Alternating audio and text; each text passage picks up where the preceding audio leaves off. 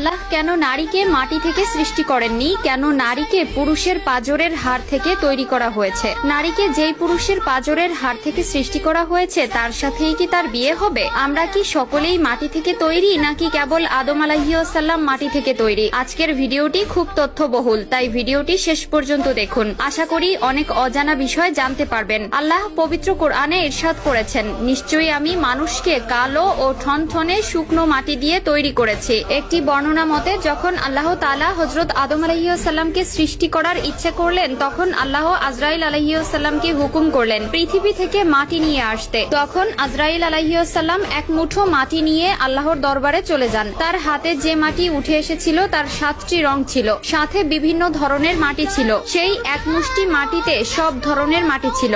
এরপর আদম আলাইহিসসালামকে সৃষ্টি করার পরে তার পাঁজরের হাড় থেকে এক মহিলাকে সৃষ্টি করেন, যিনি হলেন বিবি হাওয়া আলাইহিসসালাম। বিবি হাওয়া দুনিয়াতে আগমনকারী প্রথম নারী ছিলেন। হযরত আবু হুরায়রা রাদিয়াল্লাহু তাআলা আনহু হতে বর্ণিত, মহানবী সাল্লাল্লাহু আলাইহি ওয়াসাল্লাম বলেছেন, যে ব্যক্তি আল্লাহ ও আখিরাতের প্রতি বিশ্বাস রাখে সে যেন তার প্রতিবেশীকে কষ্ট না দেয় এবং নারীর সাথে সৎ ব্যবহার করে। নারীদের সাথে তোমরা খারাপ আচরণ করো না, কেননা নারীদেরকে পুরুষের পাঁজরের বাঁকা হাড় থেকে সৃষ্টি করা হয়েছে। পাঁজরের সবচেয়ে বাঁকা হাড় হচ্ছে উপরের অংশ।